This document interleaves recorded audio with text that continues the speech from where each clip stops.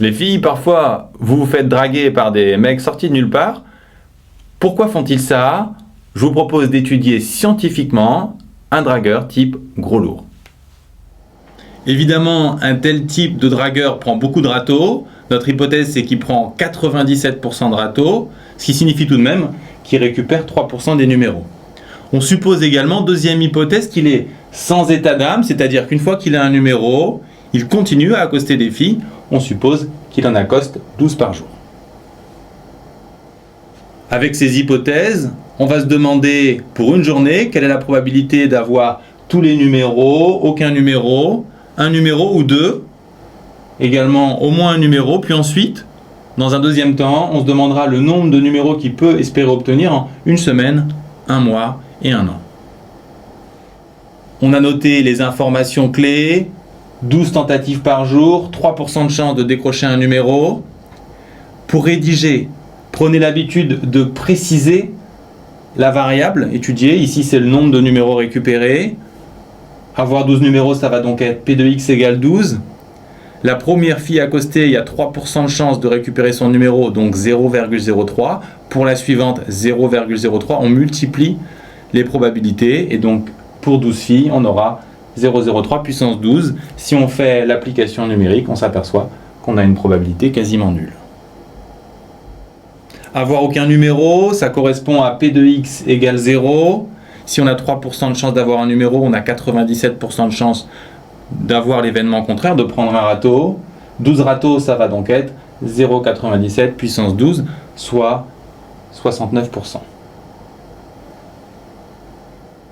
Avec un ou deux numéros, retrouver tout seul la formule n'est pas si simple.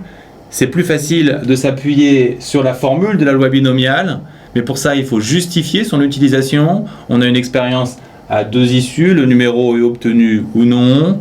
Elle est répétée à l'identique pour chacune des filles et on suppose les résultats indépendants, c'est-à-dire que le dragueur n'a pas l'état d'âme et que les filles ne se connaissent pas. On peut finir la rédaction par la présentation des paramètres. 12 filles, donc 12 expériences. Le succès avec une probabilité de 0,3 et le succès, c'est le numéro obtenu, bien sûr. L'intérêt de cette rédaction, bien sûr, c'est d'appliquer la formule de cours, la loi binomiale.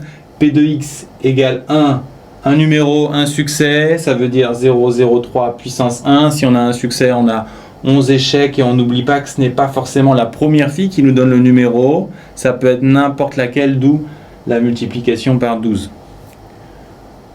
On fait l'application numérique et on trouve 25%, ce qui est loin d'être négligeable.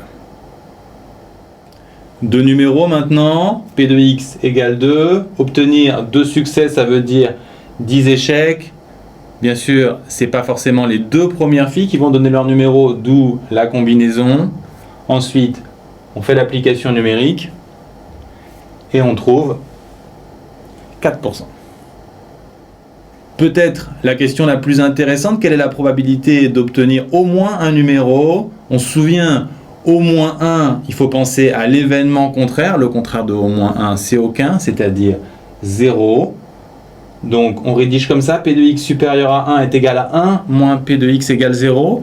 On explique bien que X égale 0 et X supérieur à 1 sont des événements contraires, et P de X égale 0, on l'a déjà calculé. On trouve donc 31%, ce qui explique peut-être ce type de comportement. Combien de numéros peut-il espérer obtenir en une semaine, un mois, un an? Espérer, ça nous fait penser à espérance, c'est la moyenne attendue. L'espérance pour une loi binomiale, il faut connaître la formule, c'est n fois p. Donc ici, ça sera n, c'est 12 et p, 0,03. On trouve donc 0,36 par jour. Donc pour une semaine, on multiplie par 7. On trouve environ 2,5 numéros. Pour un mois, on va multiplier par 30 et on va trouver une dizaine. Et pour un an, on multiplie par 365 et on trouve environ 120.